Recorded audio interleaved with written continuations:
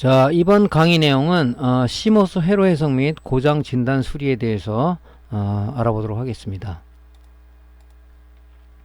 자, 먼저 강의할 내용에 대해서 간략하게 살펴보고 넘어가겠습니다.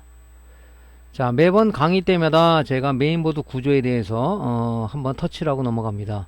메인보드는 여러분들이 알다시피 모니터나 TV처럼 어떤 파트별로다가 어떤 그 구성 요소가 되어 있는 것이 아니고 모든 회로가 이 PCB 한 장에 통합돼서 만들어진 경우이기 때문에 좀 복잡합니다. 그래서 메인보드 구성은 어떤 식으로 되어 있는지를 한번 알아보고요. 그 다음에 오늘은 이제 시모스 회로에 대해서 공부를 할 건데, 시모스 회로에 적용된 중심 소자는 어떤 걸로 이루어졌는지를 한번 알아보고요. 그 다음에 시모스 회로를 놓고 시모스 회로는 어떤 동작 원리를 가지고 동작을 하고 있는가 알아보고, 그 다음에 고장 점검 수리를 양부 판별이라든가 전화 및 파형 분석을 한번 해보도록 하겠습니다.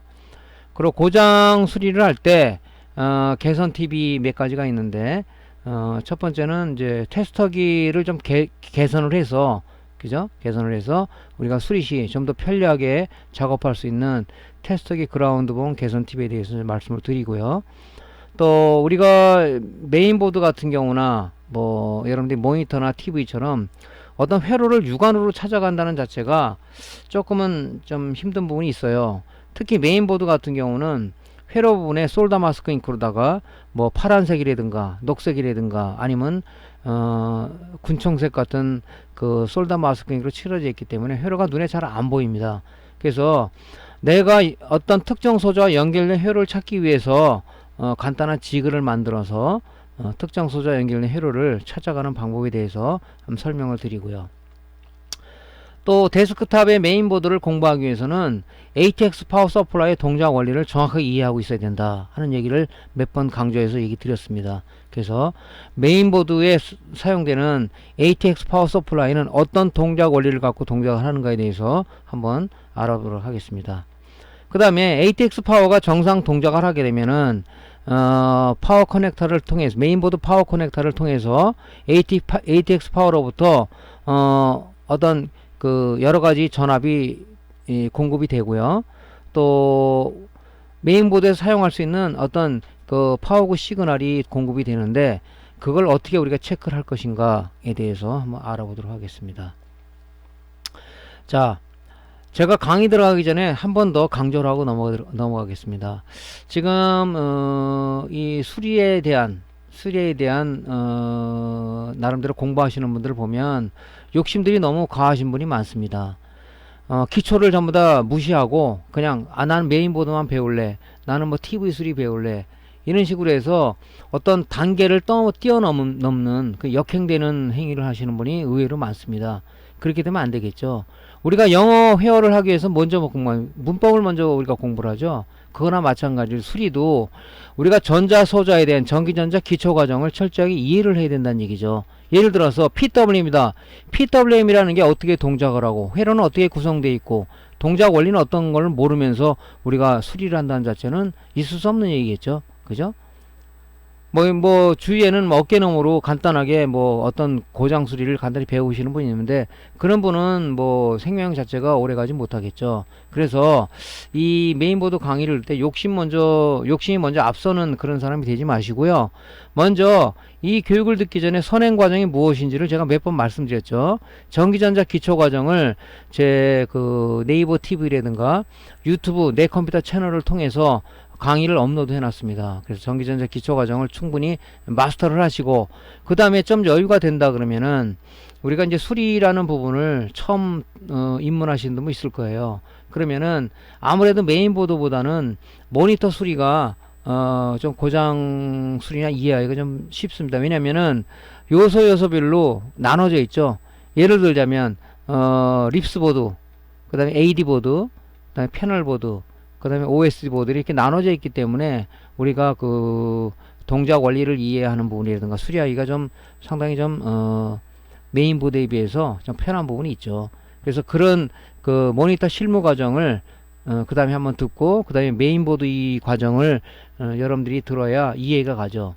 그런 부분을 선행 조건으로 여러분들이 강의를 듣지 않고 이 강의를 듣는다면 이 뭔 소리를 하는 거야 하고 여러분들이 접게 돼 있습니다. 그래서 모든 이 세상의 모든 일들이 이 단계라는 게 있거든요.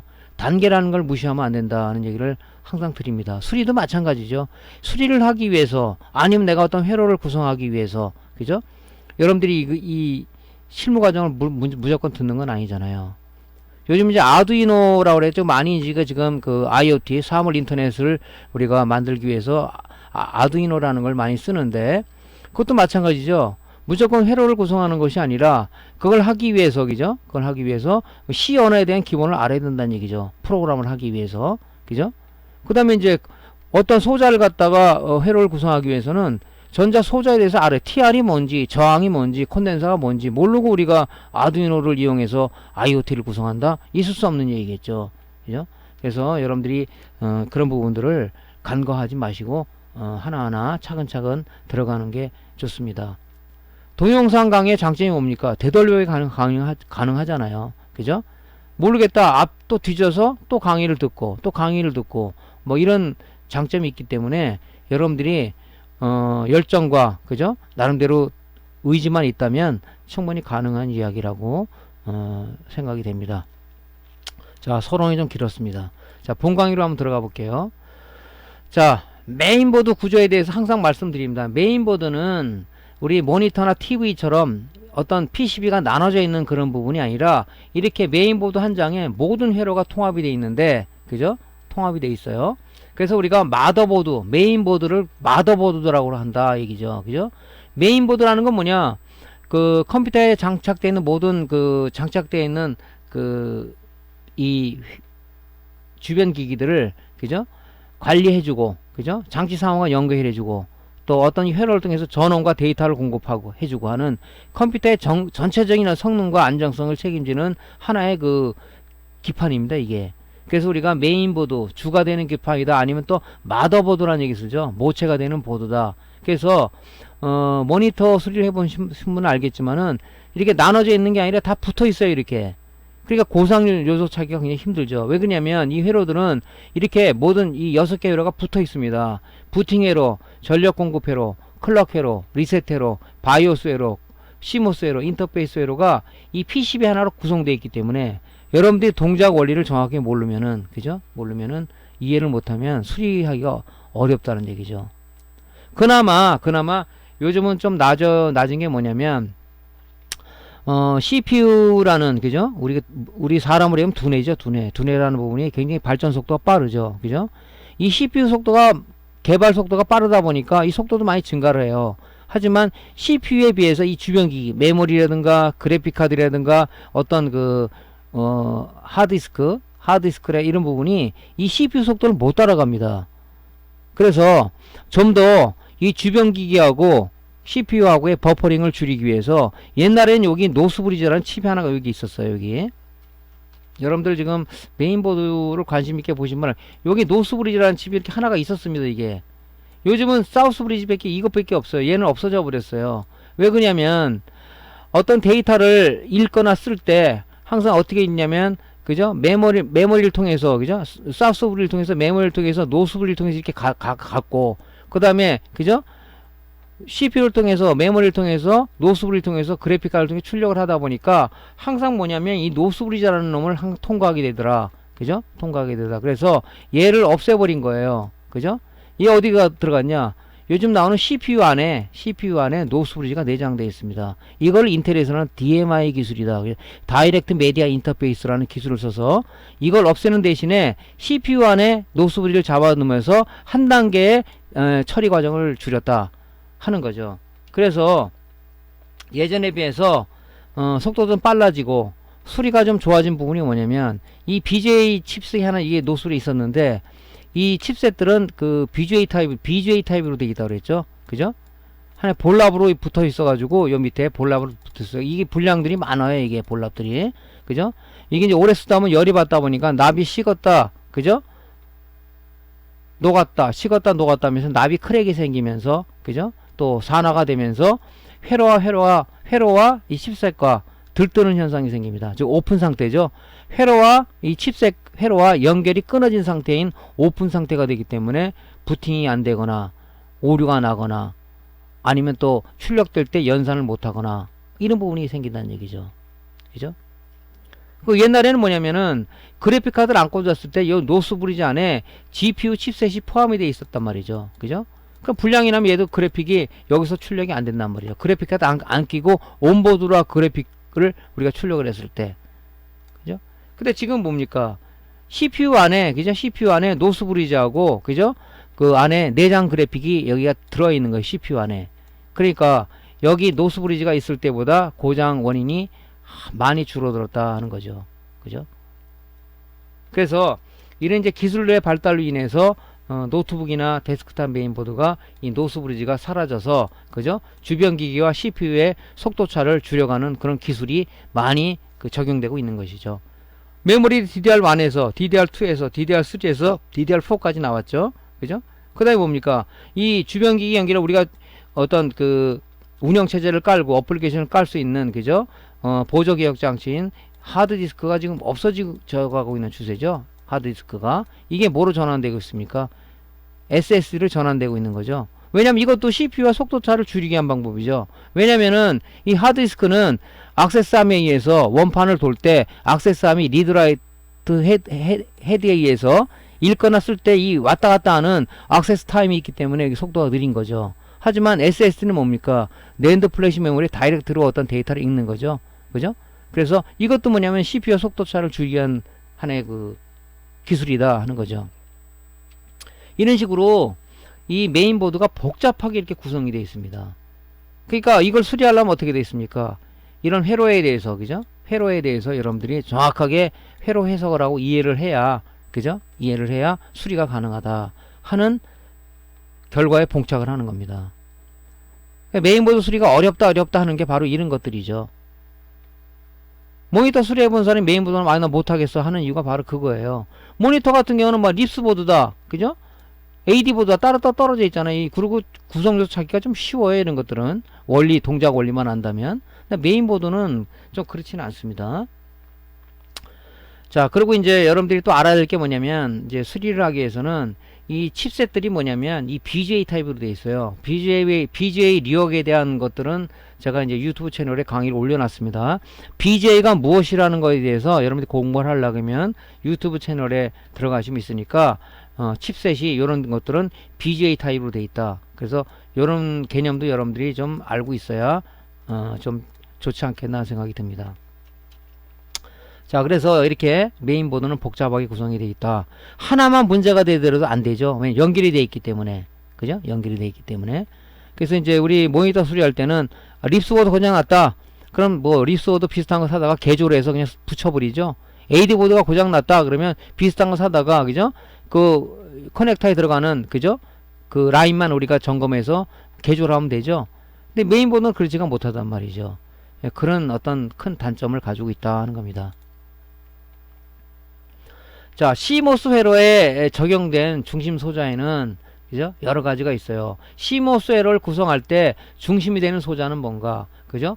반드시 크리스탈이라는 게 있습니다. 크리스탈은 뭐냐면 수정 발진 자료에서 우리가 이 양쪽 양단에 전압을 가해주게 되면 얘가, 그죠? 얘가 가지고 있는 고정 주파수를 갖다가 출력을 해내요. 그죠? 출력을 해냅니다. 이 크리스탈이 왜 필요하냐면, 이제 나중에 사우스 브리지에서 칩셋에서 얘기하겠지만은 사우스 브리지가 동작을 하기 위해서는 그 자체 사우스 브리지 자체가 동작을 할 수가 없는 부분이 이 바로 클락 주파수에 클락에 자기 동작 신호를 실어서 이 동작을 하는 거죠. 그죠? 그래서 우리가 이 CMOS 회로에 보면 사우스 브리지에 그 클락을 제공할 수 있는 이 크리스탈이 하나 딱 붙어 있습니다. 그죠? 실물을 놓고 한번 제가 말씀을 한번 드려볼게요. 자, 이게 메인보드예요. 메인보드면 여기 지금 보면 요게 사우스 브리지예요. 여기 지금 부팅 회로를 구성하고 있는 이 중심 소자가 될 수가 있습니다. 이게 여기 사우스 브리지예요. 여기 보면 32.768kHz의 그 크리스탈 수정 발진자가 여기 들어 있어요. 얘는 뭐냐면 얘를 동작시키기 주기 위해서 공급해주는 고정 주파수 32.78kHz의 고정 주파수를 얘한테 공급을 해서 이 동작 신호에, 그죠?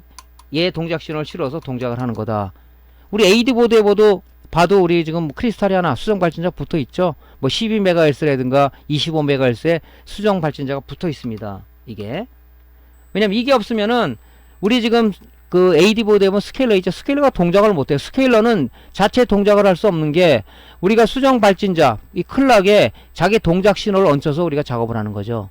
쉽게 얘기해서 뭐냐면 크리스탈은 제가 매번 하는 얘기지만 쉽게 비교한다면 오케스트라의 주의자라고 생각하시면 됩니다. 주의자. 주의자가 없으면은 오케스트라 연주가 되겠습니까? 주의자의 그 손짓과 그죠?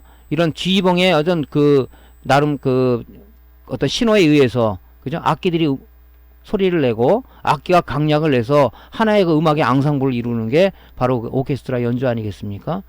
그죠? 여러분들 연주가 오면 그 앞에 지휘자가 엄청나게 그 열정적으로 그 지휘를 하죠. 그게 뭐냐면 하나의 좋은 음악을 고객들한테 선사하기 위해서 그죠? 강약과 그죠? 어떤 악기가 소리를 내야 될 지점에 대해서 주의봉으로 표시를 해주는 거죠. 그죠? 그러면 우리는 뭡니까? 악기를 담당하는 사람들은 그 지휘자의 어떤 그 몸짓에 의해서, 그죠? 지휘병의 어떤 그 몸짓에 의해서 우리가 연주를 하게 돼 있죠. 그러니까 이 크리스탈은 뭐냐면 쉽게 말해서 오케스트라의 주의자다, 주의자. 그죠? 주의자에 맞춰서, 그죠? 내가 만약에 어떤 그 사우스 브리지가 바이올린이다 그러면 거기에 맞춰서 동작을 하는 거죠. 그죠? 쉽게 표현한다면 그렇습니다. 그러니까 여기에 있는 고정 요 수정 발전자가 32.768kHz 수정 발전자가 바로 이 사우스 브리지를 동작시켜 주기 전 기본 클럭을 제공하는 거다 하는 거죠, 이게. 그럼 얘는 정상이지만 얘가 정상이 아니라면 어떻게 됐습니까? 얘는 동작을 못 해요. 그죠? 부팅이 안 되겠죠. 그죠? 근데 크리스탈은 이게 자주 나가는 그런 건 아니지만 이 간혹에도 나갑니다. 이것도 얘도. 그래서 이렇게 구성이 돼 있어요. 수정 발전자는 우리가 가변적이 아니라 고정으로 돼 있습니다. 이걸 발견한 게 뭐냐면 수정을 갖다 어떤 일정한 각도로 잘라 가지고 양단에 전극을 붙여서 전압을 가했더니 그 신기하게도 거기에 그 크기에 맞는 발진 고정 주파수가 출력이 되더라. 발진이 되더라 하는 것을 발견한 거예요. 그래서 크기만큼 잘라서 요거는 12MHz다. 요건 2MHz다. 요건 14.318MHz다. 24메가다. 12메가다 이렇게 고정으로 만들어 놓은 거죠. 다리 두 개를 빼서 여기다가 이제 VC 전압을 0.5에서 1.6V를 가했을 때 이제 얘가 안에 그 발진 주파수가 출력이 되는 거죠. 얘가 이렇게 출력이 되는 거예요. 이 주파수가. 그래서 이게 굉장히 중요한 중심 소재의 하나입니다. 별거 아닌 것 같지만 이 클락이라는 게 없으면은 우리 전자시계도 마찬가지죠. 이 클락이 없으면 동작을 못 합니다. 모든 전자제품에는 이 클락에 자기 동작 신호를 실어서 동작을 한다. 그게 굉장히 중요한 거겠죠. 이거는.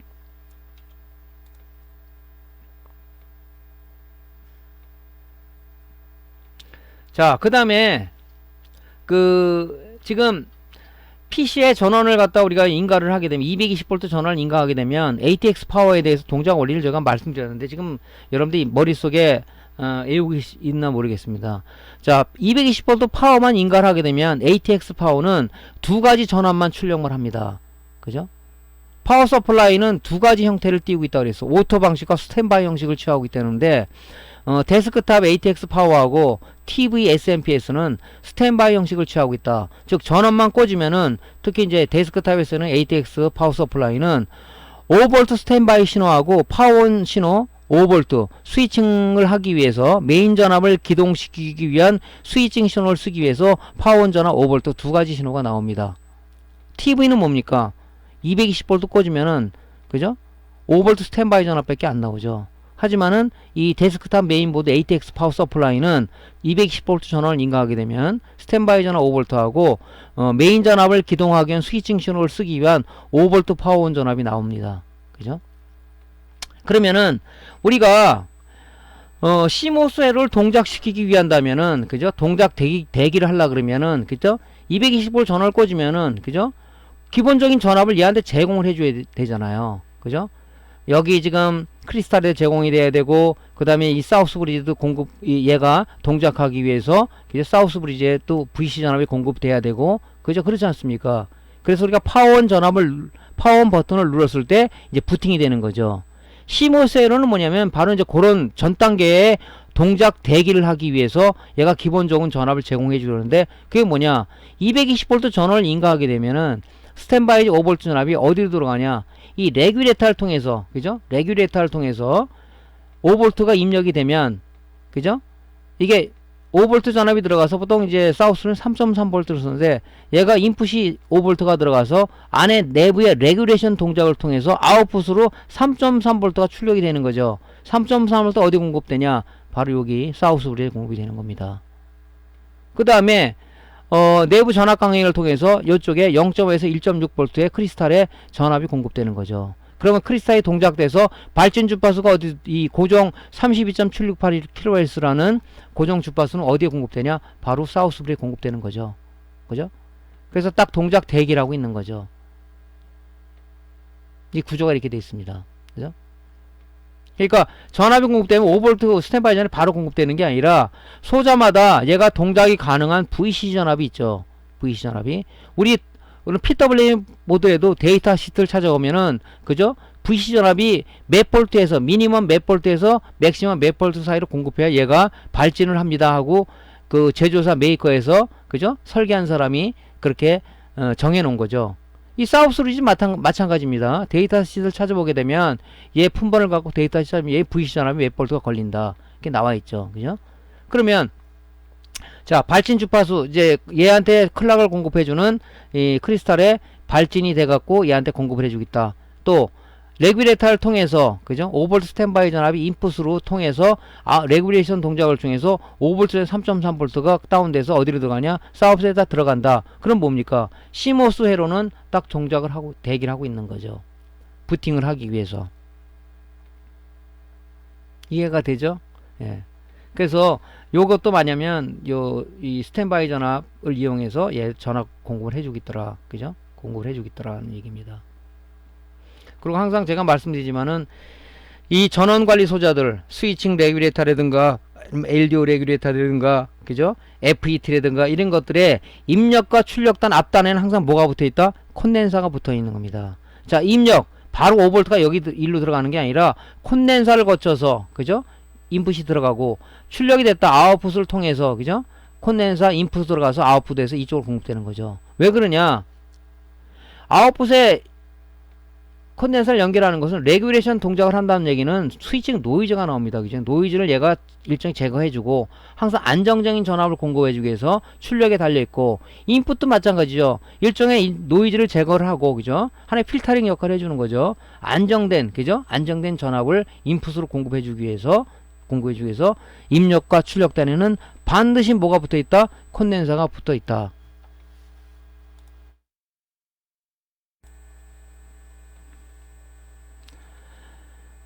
그래서 이제 이런 어떤 그 CMOS의 동작 안 되는 때는 물론 요런 불량도 있고 레귤레이터 불량도 있고 앞뒤단의 콘덴서 불량도 있지만은, 이제 요 사우스 브리지가 문제가 되면 아주 골치 아픕니다. 왜냐면 실질적으로 요 안에 있는 회로는 크진 않아요. 요게 칩이 얘를 보호하기 위해서 이게 안에 세라믹 마루가 둘러싸여 있는 거죠.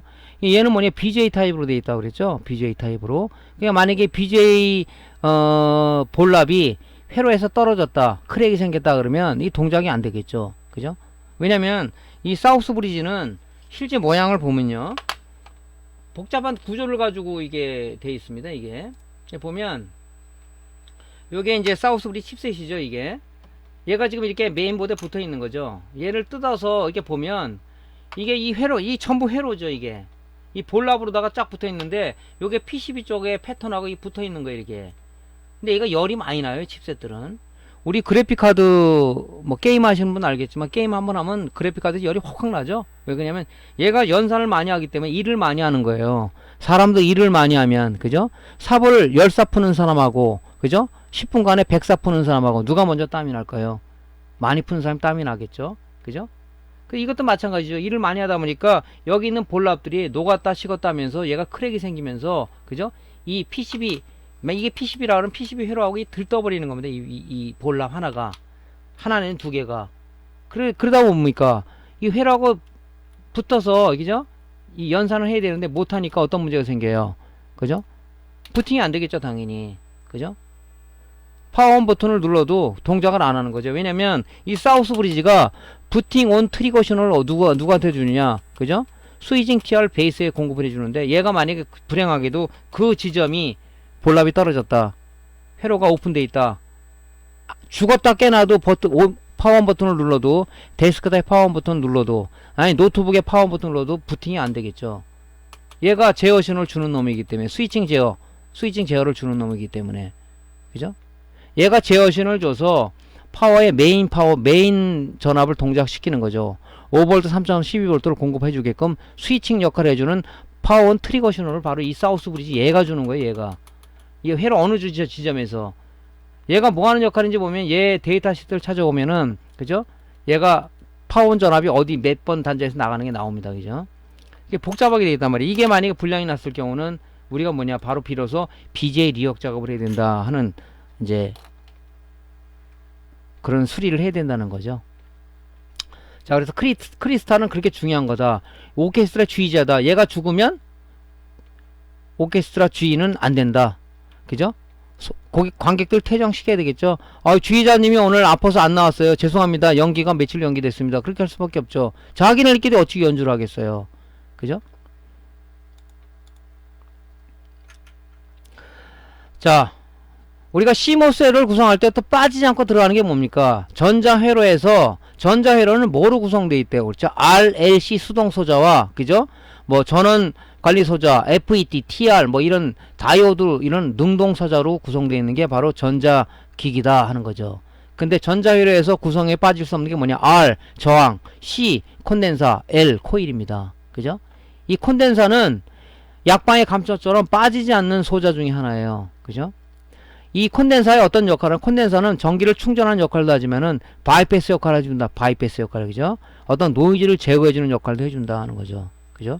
그래서 우리가 지금 메인보드에 쓰는 거는, 이 이제 전자 소자에 대해서는 전기전자 기초 과정이라고 유튜브 채널에 자세하게 올려져 있어요. 여러분들 그 내용을 좀 참조를 하면 더 자세하게 알 수 있습니다. 오늘은 이 CMOS 회로를 구성하는 중심 소자가 이런 거 있다는 것을 여러분들 알려주기 위해서 제가 드리는 말씀이죠.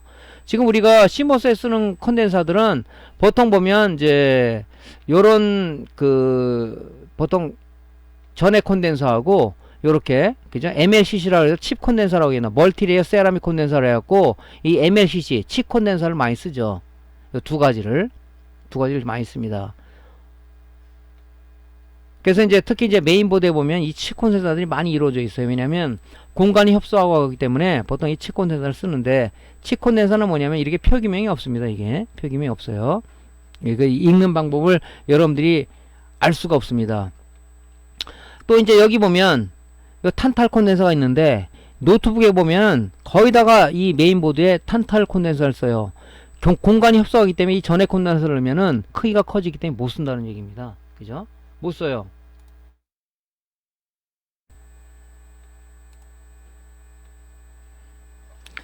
그 이제 데스크탑의 메인보드에 보면, 우리가 주로 보면 지금 구성되어 있는 부분들이 보통 보면 이런 전해 콘덴서가 있고요. 요게 수많은 이 칩 콘덴서들이 많이 붙어 있습니다. 이런 게 이렇게 이런 쪽에, 이런 쪽에 많이 붙어 있어요. 그죠? 데스크탑 같은 경우는 뭐 크기가 좀 크잖아요. 근데 노트북 같은 경우는 전해 콘덴서를 쓸 수 없는 게 공간이 협소하다는 얘기예요. 공간이 쓸 수가 없어요. 그러니까 어떤 걸 썼냐?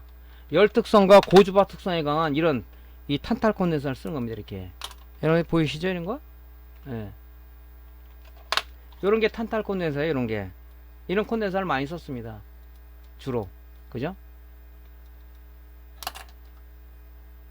근데 이제 우리가 노트북에 이 탄탈 콘덴서는 여기 띠가 있는데, 여태까지 머릿속에 그려진 게 다이오드나 뭐 이런 것들은 이 띠가 있는 거 마이너스라고 생각하시는 분이 머릿속에 기억되어 있을 거예요. 탄탈 콘덴서만큼은 여기 지금 하얗게 칠해진 부분이 이게 플러스입니다. 뭐 친절하게도 어떤 거는 이게 플러스라고 극성에 이렇게 표시는 하는데 없는 것도 많아요. 이 칠해진 부분이 얘가 플러스 극이에요. 탄탈 콘덴서는 주의를 하셔야 됩니다. 정삽을 해서 역삽을 해서 터져버리겠죠. 회로가 문제가 생깁니다. 그죠? 그러니까 탄탈 콘덴서는 이 띠가 있는 부분이, 다른 거는 다 이 띠가 있는 부분이 마이너스인데 탄탈 콘덴서만큼은 띠가 있는 부분이 플러스이다 하는 것을 여러분들이 머릿속에 좀 기억해야 될 상황이 아닌가 그렇게 생각이 되죠. 그래서 이제 이런 이제 주로 이제 우리 데스크탑 메인보드에서는 이런 치 콘덴서하고 이 전해 콘덴서를 씁니다.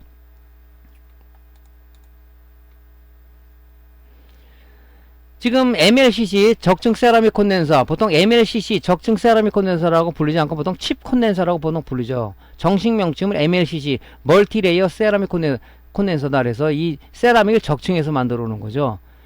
그래서 지금 이 칩 콘덴서도 잘 나가는 부품 중에 하나죠. 얘도 나갑니다. 주로 이제 우리 그 모니터에서 보면 패널보드 쪽에서 칩 콘덴서가 쇼트가 돼서, 그죠? LVDA 스케일만 연결하면 5V가 아니라 뭐 1점 몇 볼트 떨어지고 하는 것들이 이런 쇼트가 돼서 그런 경우가 많죠.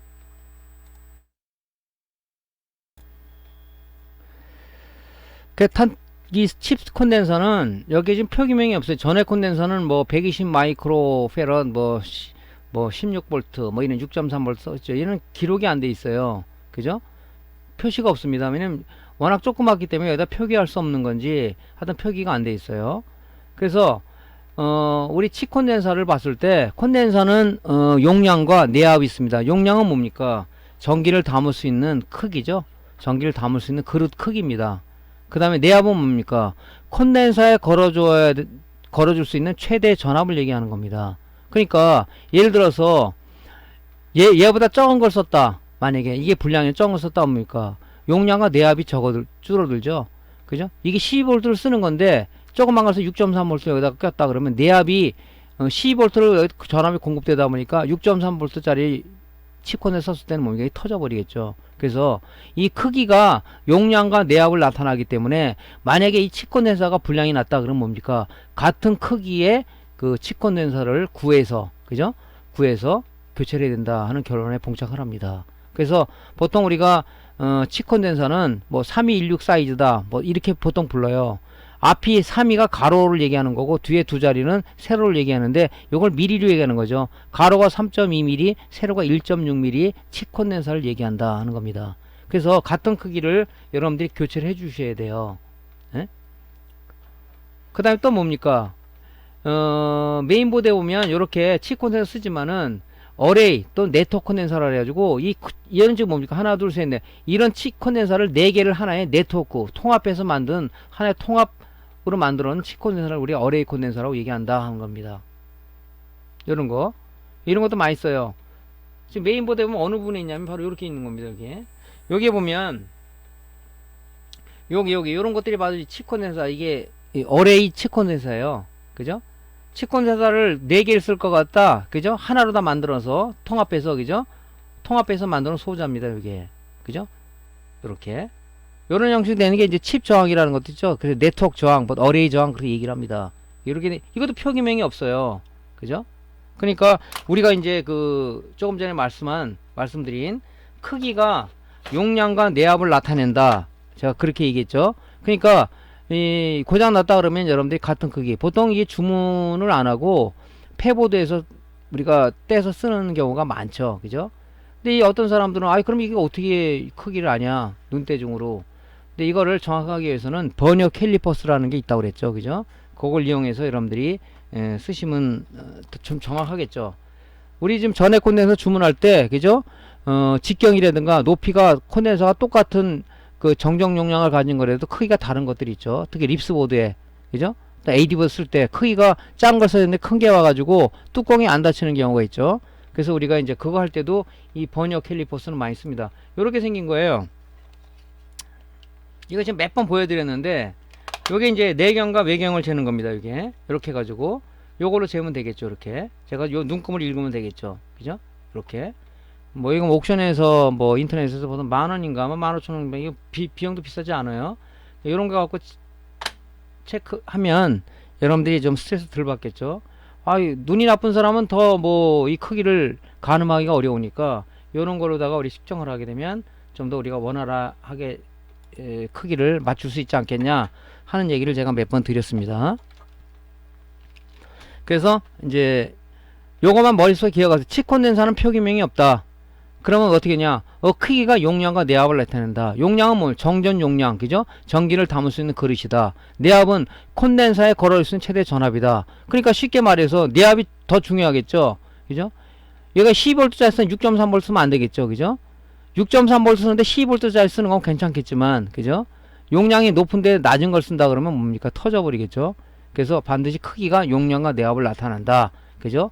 가로 세로가 보통 미리로 나타낸다. 3216 하면 가로가 3.2mm, 세로가 1.6mm의 치콘덴사를 의미한다. 그렇게 생각하시면 되겠습니다. 자, 전자기기에, 전자회로에서 또 R은 빠질 수 없는 우리가 수동소자죠. 그죠? 레지스터 약자를 따서 우리가 R 보통 얘기합니다. 그래서 제가 전기전자 기초과정에 얘기했지만 항상 이 PCB에는 표기명이 돼 있어요. 왜? 전자소자들이 아주 비슷한 것들이 많아요. 그렇기 때문에 설계자들이 보통 그 PCB에 솔더 마스크 잉크로다가 보통 이렇게 표시가 되어 있습니다. 저항은 R이라는 걸, 레지스터 약자 R로 표시되어 있죠. R. 그래서 그건 저항을 나타내는 거고, 조금 전에 했던 콘덴서는 컨덴서 약자를 따서 C로 되어 있습니다. C. 그죠? 그래서 그거 보고 콘덴서도 아니다. 왜냐면 치콘덴서나 치코일이 더 비슷하게 생겼어요. 근데 그걸 치콘덴서를 치코일로 갖다 끼시면 안 되겠죠. 왜냐면 인덕터하고 콘덴서는 엄연하게 틀린 소자 역할이기 때문에 안 됩니다. 그죠? 그래서 인덕터 같은 건 L로 표시되어 있죠. L로. 저항은 R로 표시되어 있습니다. 저항은 뭐예요? 저항. 쉽게 말해서 저항은. 그죠? 전기 흐름을 방해하는 놈이죠. 이놈이. 그죠? 전기 흐름을 방해하면서 전류의 크기를 제한하는 요소가 바로 우리가 저항이다. 이렇게 표현합니다. 근데 메인보드에서는 이런 색디 저항을 잘 안 써요. 시멘트 저항 안 씁니다. 가변 저항 안 써요. 이 트리머 콘덴서 안 씁니다. 뭘 씁니까? 바로 치콘덴서 쓰죠. 치콘덴서. 치콘덴서는 표기명이 있어요. 이것도 읽는 방법을 아직도 모르시는 분이 계시더라고. 제가 우리가 시모스 회로 해석을 하고 고장 수리하면서 왜 중심 소자를 왜 말씀을 드리냐면은 전기전자 기초 과정을 충분히 이수를 했다 그러면 드릴 말씀 없겠지만 그 모르는 사람 위해서 한번 더 적고 넘어가는 거죠. 자, 그래서 이제 이 저항 칩 저항은 보통 이렇게 표기명이 되어 있어요. 세 자리를 보통 표시가 되어 있습니다. 첫째 자리수, 둘째 자리수, 이 세 번째가 곱수예요. 배수를 나타내는 거죠. 그죠? 치콘덴사는 우리가 그 표기가 없다 그랬잖아요. 그 용량을 우리가 측정하기 위해서는 측정 기구가 우리가 스마트 트위저라는 게 있어요. 좀 가격이 비쌉니다. 그죠? 그걸 우리가 재야 되는데 스마트 트위저로다가 우리가 용량 측정을 할 수가 있습니다. 그래서 우리가 스마트 트위저라는 제품은 고가가 R, L, C, L까지 될 수 있어요. 그죠? R, 저항, C, 콘덴서, D, 다이오드, 그 다음에 L, 인덕터까지 열 수 있는데 저가들은 뭐냐면 인덕터 값을 측정할 수가 없습니다. 그죠? 그래서 제가 한번 전에도 한번 말씀드렸는데 콘덴서 같은 거 측정하려면 멀티 테스터기 갖고는 측정이 안 됩니다. 측정할 수가 없어요. 그래서 스마트 트위저라는 제품이나 RCL 메타로 우리가 측정을 해야 되는데 자꾸 여러분들한테 장비 얘기만 나오면 여러분들 스트레스 주는 것 같아서. 근데 어차피 이제 여러분들이 수리를 업으로 한다 그런 분들은 또 갖고 있어야 되겠죠. 요게 이제 저가용 LCL 메타예요. 여기 보면 그죠? R, L, RCD를 측정할 수 있는 거죠. 그죠? 이렇게 이 집게 형식으로 되어 있어서 갖다 이렇게 놓고 찍는 거죠. 그죠? 이 전압을 올리게 되면 맨 처음에 저항 모드가 나왔죠. 옴. 한 번 더 누르게 되면 다이오드 모드고 한 번 누르면 이게 이 컨덴서를 측정할 수 있는 겁니다. 이게 이렇게. 그래서 그 소재에 놓고 찍으면은 이 컨덴서 값을 측정할 수 있는데 멀티 테스터기 갖고는 치컨덴서들 그런 것들이 측정이 안 돼요. 또 지금 이제 말씀드린 저항도 요걸로 이 집게 형식 찍게 되면 R 값에 놓고 레인지를 R에다 놓고 하면 좀 측정하기 편하죠. 그래서 뭐 저도 이제 고가 제품을 안 갖고 있고 이렇게 저가 제품을 갖고 있는데 이런 저가 제품은 이제 좀 측정하기가 편합니다. 그래서 이런 거 있으면은 또 측정하기가 콘덴서 같은 거 좋겠죠. 그죠? 그래서 뭐 아까 조금 전에 말씀드렸다시피 크기가 용량과 내압을 나타내는데 정상적인 거 그만한 크기의 정상적인 이렇게 몇 마이크로 뭐 페롯이 나온다 그러면 요걸 측정해 갖고 그걸 써도 되겠죠. 버니어 캘리퍼스를 안 쓰고. 자, 요런 이제 측정 장비도 있다 하는 것을 추가적으로 좀 말씀을 드립니다. 자, 저항은 요 읽는 방법을 여러분이 빨리빨리 읽어야 돼. 이 색띠 저항도 저번에 저 기초 전기전자에서 말씀드렸는데, 갈발준호 초파보 외인 금은무 이렇게 알려드렸죠. 빨리빨리 이걸 계산을 해야 이 테스터 측정했을 때 오차가 얼마 나는지에서 불량이다 아니다 판정을 할 수 있을 거 아닙니까? 그죠? 그죠? 그러니까 이걸 빨리 읽어야 되겠죠.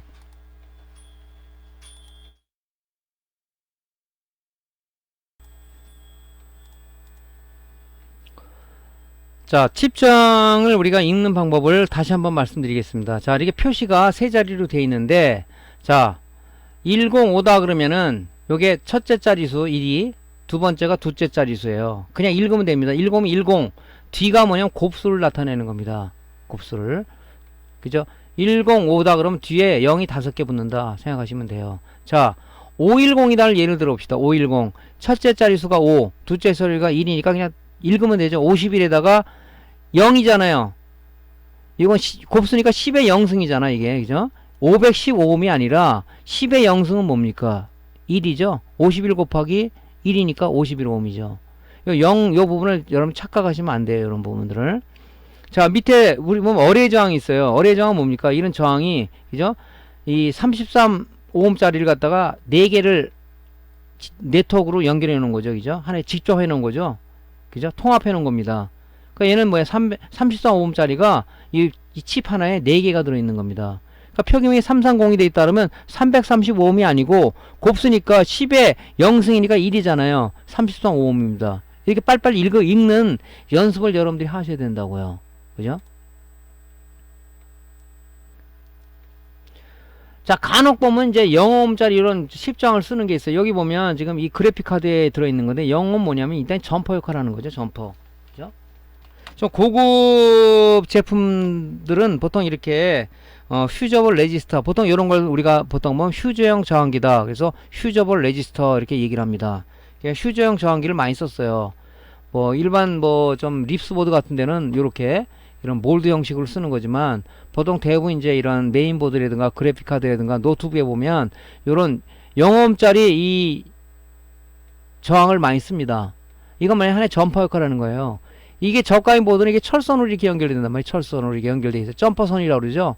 근데 고가 제품은 이렇게 칩 저항으로다가 0오음짜리를 붙여서 하나의 점퍼 역할을 해주는 거다. 그죠? 이렇게 붙어 있습니다. 0오음짜리가 뭐야? 그렇게 생각하지 마시고 요거는 이제 그런 역할을 하는 거다. 그죠? 그래서 이제 요런 거 같은 경우는 이제 거의 보면, 그죠? 색뒤편은 뭐 검, 녹, 은 이렇게 돼 있으면 결론적으로 0오음에 이건 0오음이죠. 그래서 요걸 우리가 휴저형 저항기다. 이걸 왜 썼을까? 그렇게 생각하지 뭐 0오음 저항은 보통 점퍼 역할을 해준다. 이렇게 생각하시면 됩니다. 자, 칩 저항 피하기 다시 한번 볼게요. 자, 103이다 그러면 첫째 자리수, 둘째 자리수 곱수라고 돼 있죠. 자, 그럼 1004를 봅시다. 그죠? 10의 4승이니까 0이 4개 붙는 거죠. 그러면 우리가 이제 이거는 오음을 나타내는 거죠.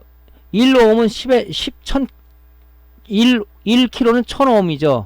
1메가는 뭡니까? 그죠? 0자 6개 붙는 거죠. 그러니까 100에다가 0이 4개 붙으니까 세 자리 점을 찍으면 킬로가 되고 세 자리 앞에 점을 찍으면 뭡니까? 메가가 되는 거죠. 이건 1메가죠. 자, 101이다. 그러면 10 그냥 첫째 자리 또 둘째 자리 있고 10의 1승이니까 0이 하나죠. 그죠? 100오음입니다. 204다. 그러면 20에다가 0을 4개 붙이면 그죠? 이 5오음이죠. 이건 5오음. 킬로로 고치면 앞에 세 자리 점을 찍으면 뭡니까? 200kg가 되는 거죠.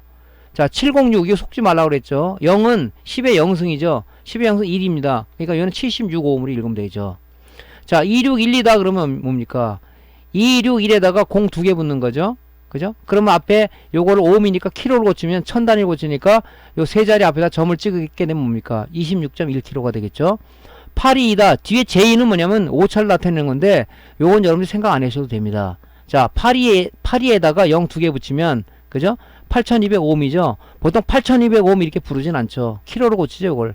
요 세 자리 앞에 점을 찍으면 뭡니까? 킬로로 고치면 1000단위죠. 그러면 8.2kg가 되는 거죠.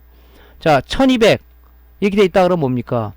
120 들어가고 이게 뒤에 0은 10의 0승이라고 그랬죠. 이 1205음이 아니란 얘기예요. 이건 125음이게 되겠죠. OR6은 R은 소수점을 나타내는 겁니다. 그래서 이건 5.6 오음을 나타내는 거겠죠. 그런데 불행하게도 그죠? 요렇게 표시돼 칩장이 이 한계를 넘어가서 그런지 몰라도 이렇게 표시되는 게 있어요. 01X는 뭡니까? 1ohm이 아니란 얘기예요. 얘는 뭐냐면 그 칩장 그죠? SMD 코드 V라는 게 저희 카페에 올려놨는데 거기에 보면 이 표기명이 있어요. 보면 뭐 03X로 돼 있다. 이게 뭐지?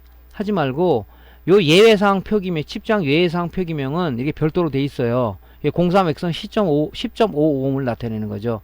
이런 부분들을 우리가 참조를 해야 된다는 겁니다. 그래서 SMD 정 SMD 코드북에 보면 이 칩장 예외 표기명이라는 게 있습니다. 그걸 여러분이 다운받아서 쓰시면 되겠습니다. 그죠?